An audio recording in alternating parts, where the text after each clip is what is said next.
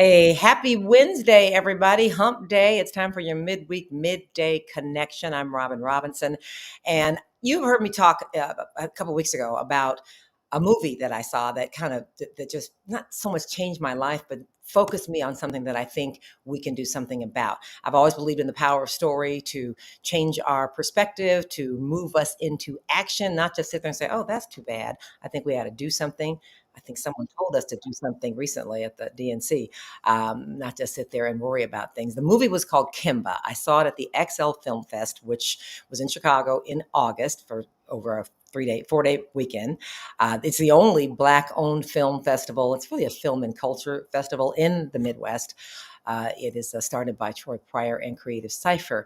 But the feature film at the film fest was a film called Kemba, and Kemba is a person's name, and it's about a woman who kind of got caught up in that war on drugs in the 90s when they changed the laws and said, we're going to crack down and we don't care why. We just want to know, that you're going to get a whole long time in prison.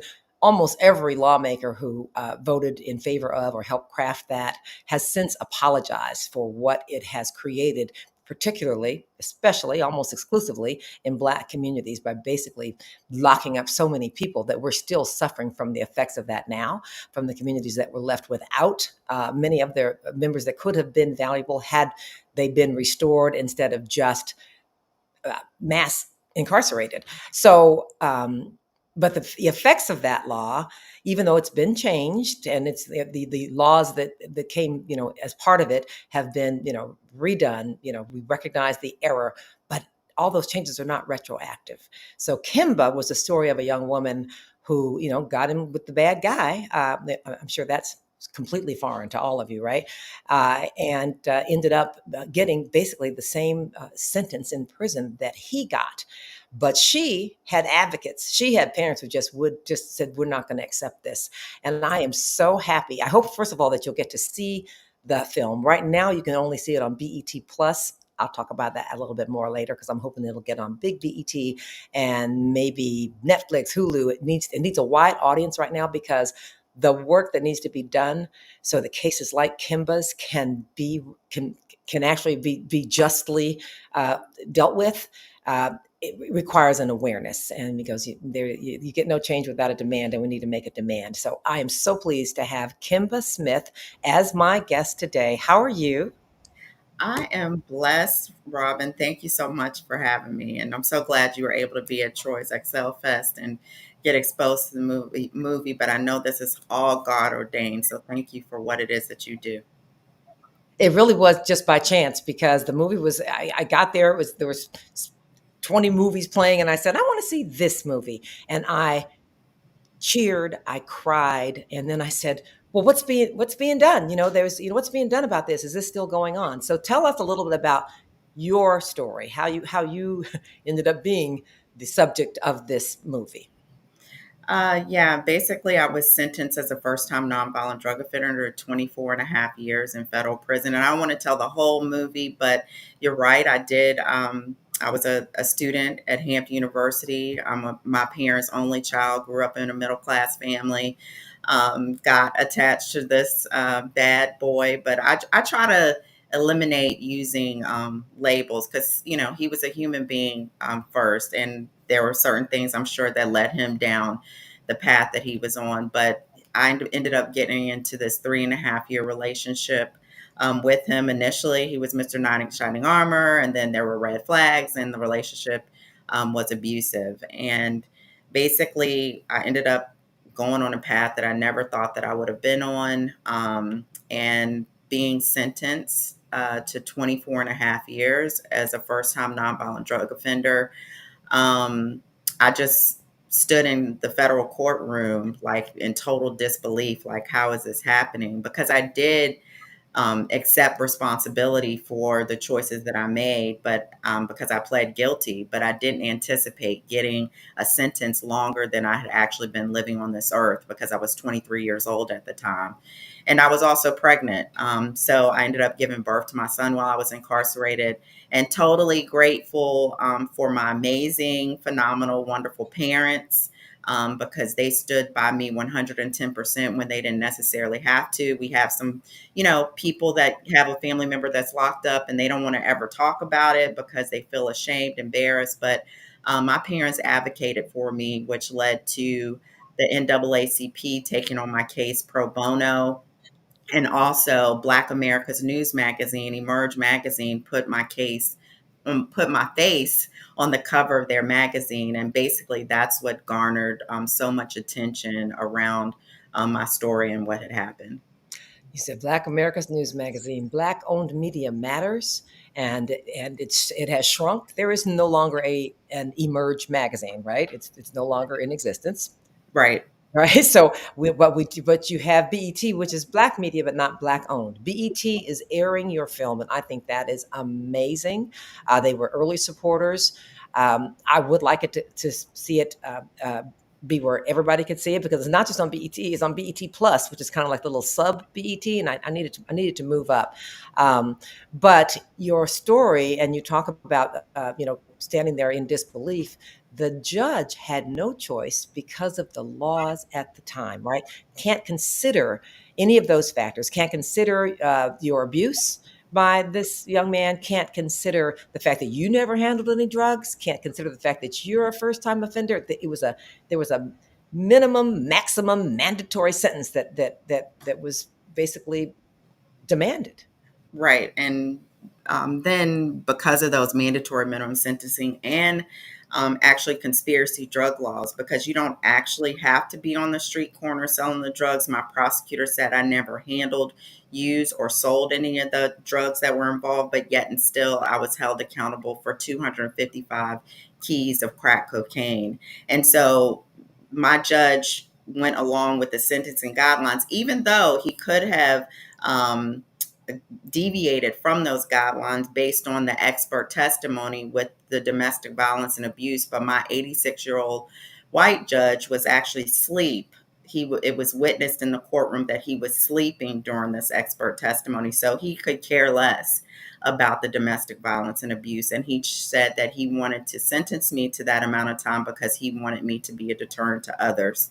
And I'll just say, but God, because Right. God had a different plan. And I tell people, be careful what you pray for, because when I was in my jail cell, pregnant, scared to death, not knowing what was going to happen, I asked God to allow me to be a voice to prevent other people from going down the same path.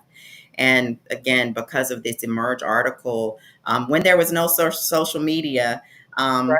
they were photocopying, it was in the school system, in the beauty shop, barber shops, and it caught the attention of the NAACP Legal Defense Fund, Elaine Jones. And I'm so grateful to her and that organization, because they're the ones that rallied for my release through the courts. There were also some on the ground organization and influential people that were also rallying the cry for my release. But it wasn't just about me. It was about the fastest growing population within prison at the time were Black women. And so that's Mhm. why you'll see in the film other influential Black women led organizations that also were rallying for my release. Yeah, that's one of my favorite scenes, when they kind of walk in like we're here now. Okay, we will take care of this. But of course, it still took years. Um, and you said photocopying that Emerge magazine story. That we should point out that the title of the story was Kemba's Nightmare, and it really was a nightmare. For especially, well, it's a nightmare for anyone, but certainly a great departure for this kind of It, innocent young woman. yeah, it was a nightmare, and I was kind of like the Rosa Parks. That's why my book is called Poster Child. But my story wasn't and still isn't a unique one. And so I was grateful that these organizations rallied behind me and my story. I think they empathized with my parents, and they could see me as their sister, their daughter. But again, it shouldn't matter, whether you're middle class, whatever class you are, that there's value to each and every one of us. And the thought of the fact that I received executive clemency after 6.5 years, and I was supposed to spend 24 and a half Mm. years That's one of the reasons why it was important for me once I walked out of those prison doors for me to continue to advocate for those that I left behind in prison because I had a sense of survivor's guilt because I felt as if they deserved their freedom too. And you have actually, that's been become your life's work. You have the Kemba Smith Foundation, and that's to advocate for others who are in the same situation that you were in, but are still behind bars. You also mentioned the fastest growing prison population being Black females. Also, they're disproportionately females who have been the victims prior of gender based violence. Yeah, that's correct. A lot of the women who are incarcerated have experienced trauma, childhood trauma, sexual trauma. And, you know, one of the number one reasons why I wanted to do the film is to humanize people and humanize people's stories because someone may, not know anything about the criminal justice system, hear Kemba Smith and I was convicted of, conspiracy of with 255 keys of crack cocaine. And some people automatically have this perception and they'll say, yeah, throw her in prison and, lock her up and throw away the key.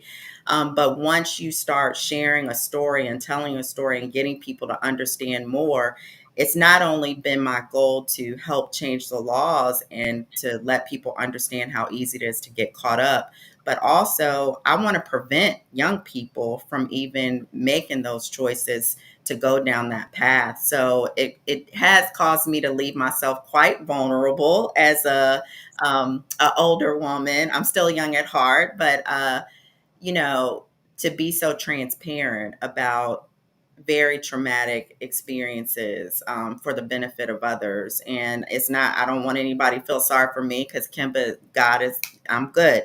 But it's really important to help change people in making their decisions, help women get out of abusive relationships, and also to change, to reform our criminal justice system. Yeah, silence is not helpful for anybody. I got to tell you, during the movie, we were screaming, "Stop it! Leave that man! Don't do that! Run now!" Okay, don't you see what he's doing?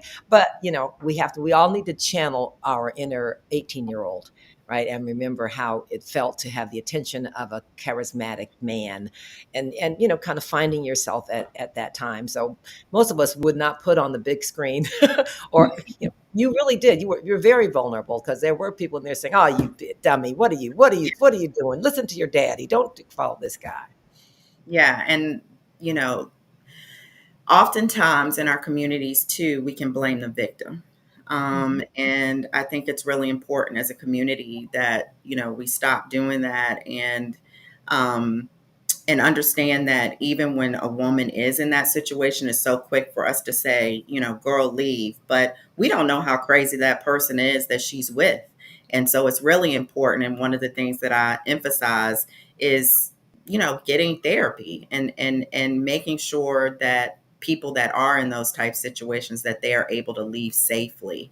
Next month is domestic violence month. And so that has always been when I am sharing amongst audiences that there's some mental health professionals that are there because when you are vulnerable after presentations, there are people that want to share their experiences and vulnerabilities. And, I'm grateful for that. But at the same time, once I leave, then what? So it's Okay. really important to make sure that that mental health aspect is there, but also with women that are in those traumatic situations that they're able to safely get out of that situation. That's true because even just the outcry. I mean, I'm a restorative justice practitioner, and in Circle, things can be unpacked that you weren't expecting, right? That you didn't. The person wasn't expecting to say, "Well, this happened to me," and you weren't expecting to hear it. And what do? Just say, "Okay, well, we'll see you tomorrow." So you have to have some kind of connection to help them process that. I mean, it's a great first step, but then if you just step off a cliff after that, if you don't have something. So I think that's a great thing to have some mental health professionals kind of on hand. Uh, After seeing this movie, some people may be triggered, and it's, but your director, Kelly, Yes, Kelly, what's her last name? It's KK. college. Yes. Kelly Colley. Okay, so she was saying that she originally intended to make documentaries, and then she realized or was told, people that go to see documentaries are already on board with what the topic is, right? But if you make a drama, then you'll get people who need to have their minds changed, and that's exactly what's happened here. So, I'm spoiler alert. Spoiler alert. I'm going to tell. Obviously, you see Kemba Smith sitting before you. She did get out. We've told you she got the clemency, but there is this suspense building up through the film, not just about whether you get clemency, whether you would survive the relationship, whether you would survive being in prison, even though I knew in my head, okay, I know she got out, but the film is so well done and the acting is so well done. Can we pause right there? Just I'm grateful to Moving Pictures Institute that who produced the film, and I was blessed to be executive producer, so I was involved in some of the decision making process of who would direct, who would write the script, who would play me. Nice. But when we interviewed Kelly Colley, um, she is one amazing director, and we are locked at the hip. I'm so very grateful for her. But she was the first person that I actually met from the project in person live because her and Nesta Cooper, who played me, and I'm so grateful for her too. She was great. She did an amazing job. But they came to Richmond to come visit me and my parents because they wanted to experience us as a family and meet us. But because of her leadership, and she became involved because she was intimately touched by these policies because she had a close friend who she grew up with. She was supposed to go to Wilberforce and Kelly was supposed to go to Howard. And long story short, her friend ended up signing a package at her apartment from a friend that asked her to accept it. And her apartment got bum rushed by feds. And so her best friend served 10 years in federal prison because of the same policies. So when I heard that in her interview and her coming to visit, that made our connection because I said, how could I even dream this up that the director of my film would have this understanding of the project? And so she basically told me if I could stay on set in production during the whole time, that she would love it. And, I got to experience that. But I believe that that connection is what has made the story so beautiful. And so I just want to give kudos to her and the She's MCI great. team and Nesta and all the lead cast for the film and the crew. It was a beautiful process throughout the whole ordeal. And it's a beautiful film. And I did get to meet Kelly at the XL Film Fest. And there are no accidents. I don't believe there's a reason that your director has this direct connection. But also, I think more people than we know at least know someone or love someone Yeah. or have known someone who's caught up. My grandmother used to say, you love your friends. Would you die for your friends? Because if you hang with your friends, you might die. There's all that about who you're hanging out with. But also, I want to point out in another policy uh, thing, that you were convicted of crack cocaine Yeah. and harsher sentencing than powder cocaine, which had severe racial implications, and has also since been apologized for, but not atoned for in all the cases that it impacted, which were a lot. Yep, I was sentenced to crack cocaine, possibly where it's explained in the film, but you were sentenced 100 times harsher than you were if someone had a powder cocaine case. And so, from being out and working with various different organizations, there's a campaign that was launched, Crack the Disparity, through the Justice Roundtable and various different criminal justice organizations. We were able to reduce that disparity from 100 to 1 to 18 to 1 through President Obama signing the Fair Sentencing Act of 2010. But what they didn't do, like you said, is that it wasn't made retroactive. And so there are still people that need to come home now. And, I just think that I had the opportunity to work with Congresswoman Maxine Waters. And even though she's not in the film, she was intricately involved along with Congressman Bobby Scott and the Congressional Black Caucus. But Congresswoman Waters, year after year, would talk about this issue of mandatory minimum drug sentencing. So big ups to Auntie Maxine. But there's still a lot of work to do with regard to policy. So I thank you for mentioning that 100 to 1 disparity. Yeah. So yeah, I think overarching what I'm seeing is we just need to make the improvements to the law retroactive. I'm not sure what the resistance to that is, but I'm sure you're in those conversations. And to talk your what your mission has been since winning your own freedom is to change things for the other women, and I'm sure, and more than women, but women with this particular situation. And so I have a clip. It's not the trailer for the movie is fabulous, but the part that, so this is super spoiler alert. All right. You're still going to enjoy the movie, even though you know this happens, but this speaks to, especially the very end. It's about 4 minutes long, folks. But the very end is so important because it's talking about what you and what we all can do going forward. Have a look at when you find out you're going to be free. So that'll be my third time seeing that scene. Is still anyway. The woman that we saw at the end gave you that cross. Is that cross there that you're wearing? It was, yes, it was a prop in the movie. I made sure I bought it so it could be in the movie. Wow. But yes, the woman who gave me the cross in the movie is a real life person and my real life sister friend. And I'm gonna try not to. I'm gonna get it together because we both don't want to be No. on here balling.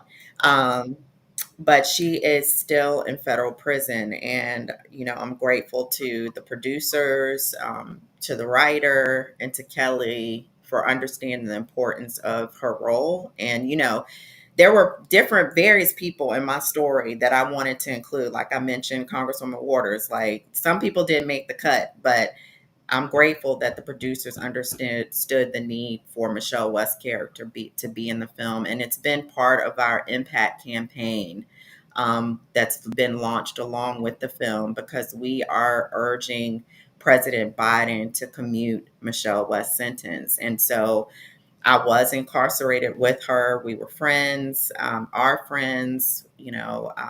I still talk to her and her daughter, Mikkel West, who is out in LA. Your And daughter is Mikkel. She is Michelle. All right. So just yes, okay. yes. And ultimately, it's been over 30 years. It's been too long. And for me, even with that scene, um, it makes me want to well up in tears because she did tell me that I was going to be released from prison because she heard it on CNN. She was the first person to tell me, and to know that it's been, decades later and she's still there is very disheartening. And I can't imagine going through another administration and she not be granted her freedom. So there is a petition to urge President Biden to free Michelle West, which is on representjustice.org. Hopefully someone will, put it in the chat so that people can click on it. But we're also asking people to write their congressional members so that they can know about Michelle West's case, because I was fortunate that I had Congressman Scott, Bobby Scott, Mhm. who wanted to make sure that my case got through whatever channels it need to get through in order to receive clemency. So he was supportive of that, but we're hoping that there can be some congressional support. And her case has gone through the pardon attorney's office, and we are in touch with her lawyer. And so, from what we gather, it is in the White House counsel's office, and we're praying that our President of the United States, President Biden, will commute her sentence. And she is also a survivor of intimate partner violence as well. But she's a first time offender. And she was sentenced to a double life sentence plus 50 years and has already served 30 years. She was sentenced the exact same sentence as her abuser, who was a drug kingpin, and based on those conspiracy laws. But the person that actually he was convicted of ordering a hit on someone he thought was a rival. The person who actually carried out the hit turned evidence on, turned on him. Michelle was asked to, but had no reason to think that she'd be safe even in prison, and had her young daughter, who she thought was safe at a relative's house. The kingpin calls the house from prison to let her know she's not safe. So again, a survivor of, you know, partner abuse. And then they're saying, "Yo, you got to turn on him, and then we'll give you a lighter sentence." And she didn't, and who could blame her? And the person who actually did turn, and the person who pulled the trigger, got out. Yeah. And that's something that you're finding with women and the trauma of them getting caught up in the criminal justice system is that when everything does hit the fan, there are boyfriends, men, partners that have more information to give authorities, and they're the ones that end up getting a reduced sentence or freedom, whereas the Deal. girlfriends wind up, getting all this ridiculous time. Right. So someone just put that we flashed the picture of Michelle and her information too fast. Don't worry, Michael Jones. We're gonna show it again, and we're gonna add it to we'll add it to the information that's available, alongside the podcast. And you can just remember Michelle West. FreeMichelleWest.com might be easier because that can lead you to these other places and more about her story. It's. I kept thinking, well, she must still be in there because she did something really terrible. Not true. It's really amazing to me. That she's still there. There's actually a Forbes writer who 2 years ago said, "What's taking so long? What president is finally going to free Michelle West?" And this just seems like good timing, right? Biden is on his way out of office, doesn't have to worry about people saying, "Oh, you freed too many people," or the political aspect of it. And it's the holidays coming up. Don't you think this is the time that it's going to happen?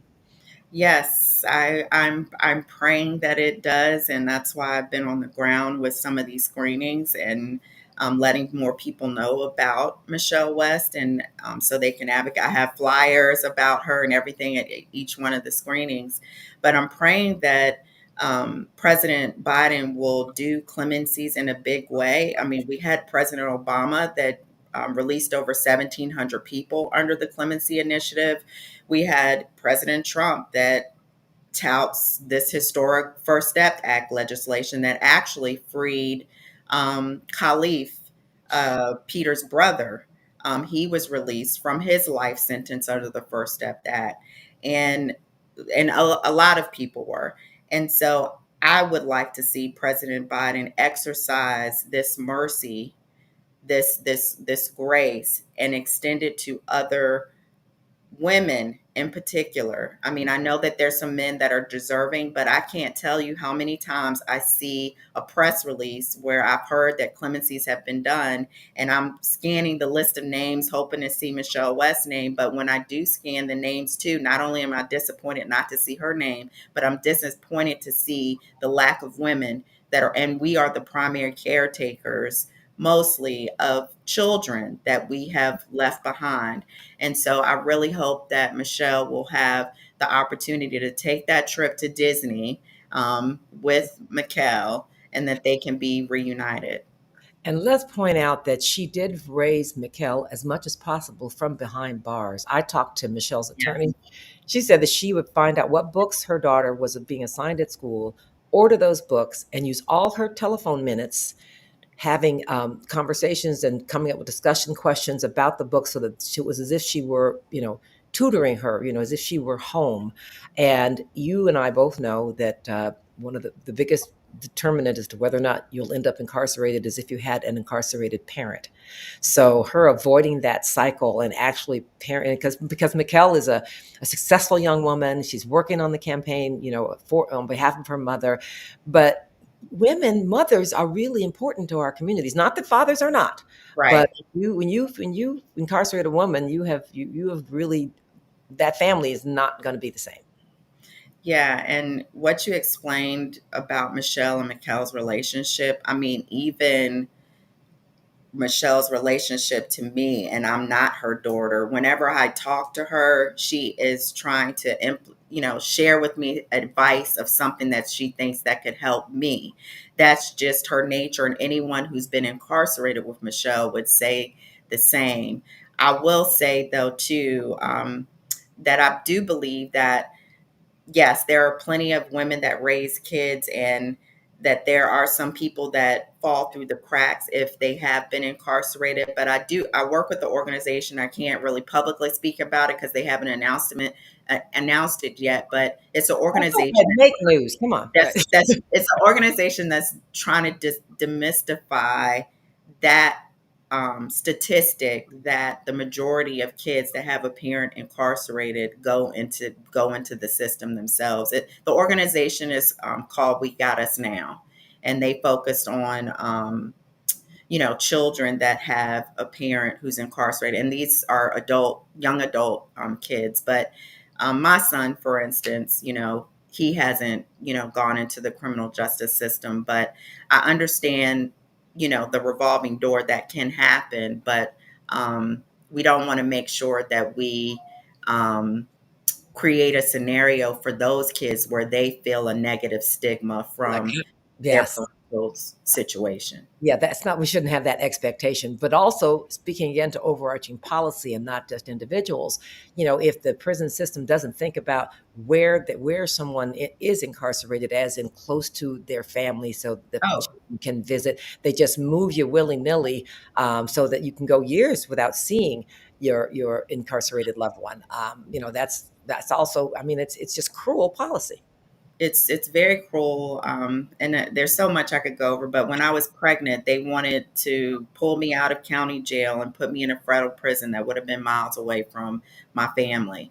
And even with Michelle West's situation recently, she was incarcerated in Dublin, California. And basically, there was a whole line of sexual harassment issues that the prison was having, and they chose to shut the prison down. And they abruptly moved those women to different parts of the country. But just the inhumaneness of it, and then Michelle being transferred to a prison in Minnesota, which ultimately prohibits her from being able to receive the normal visits that she would receive from Mikkel. But it is very inhumane. And for me, even when I gave birth to my son, the federal government chose to send me over 2,000 miles away to that prison in California. And, my parents were able to raise enough money to come visit me, but most people couldn't do that. And Right. so I would have had to go through my incarceration of not knowing my son, not holding, smell, feel, touching him until God knows when. So Right. there are several things that policy wise that need to be looked at that can um, help with healing our families and help with reunification once people come home. Well, I could talk to you for hours, but I'm not allowed to because we try to keep the podcast under an hour. But the idea is we're going to have a screening of Kimba in Chicago sometime near the end of October. Everybody watching, listening, you're going to be invited. We're going to try to make it free, and we're going to try to get Kimba to come there, and we're going to talk about what the do something is that we can all do. Write to our congressman, get some of our representatives to actually approach the Biden administration, get a wider awareness of the movie, because it's more than just your story. As Michelle said in the movie, she said your story is my story, and it's so many thousands of women's stories. And I look at that scene where you're leaving, and it's like all the women there are black. Yeah, they are. That was casting, but in real life, the majority of the women in the prisons where I was were women of color, whether they were, Haitian, Nigerian, Colombian, um, Ecuadorian, women from all, across the world, but mostly women of color. And the women that were from other countries, not only did they have the burden of being separated from their family and having to serve their prison time, but they also had the threat of being deported back to their country where they may not have been, in years and had no more connections with. Wow. Thank you so much. Kimba Smith, and it's Kimba Smith Pradia now, right? You got a man. Yeah, I've been married for 15 years, so it's Pradia. If he doesn't see that Pradia some of the time, he's like, "Don't they know?" I'm Well, like, "Yes, babe, they know." hey, that's called living a full life, and that's Yes, wonderful. yes, but please, Thank you so very much, Robin, and in particular in uplifting Michelle West's case. And please, if everyone can, please sign the petition. And there's also on representjustice.org's website. If you want to write her personally, you can do so as well Oh, to great. encourage her. But we're going to free Michelle West and get Yes, her home. yes, Do we are. something. Do Do something. something. Let's do it. All right, Chicago prides itself on being kind of an activist city that we don't just sit around and complain. So hopefully we will see you at a date near the end of October, and all of you as well. Thanks so much, Kemba, for joining us. Thank you for sharing your really important story too. Thank you. All right. Hey guys, so I'm just floored by that story, and we are going to work on a screening of the movie in Chicago at the end of the month. But you can see it right now on BET Plus if you happen to be a subscriber. That is your other news, a different perspective, something I hadn't thought about: incarcerated women, and how many of them actually were previously victims of gender-based violence, and how the war on drugs, and we all know about that law in the 90s that took a lot of people down, and that everyone's kind of backed up from, but not making the corrections retroactive means there's still a lot of injustice behind bars, people who should be out and contributing to the communities that they have left. So think about that. We're going to put some information up at the end here so that you can do some more research and see how you want to be involved. I'm Robin Robinson. This has been your other news.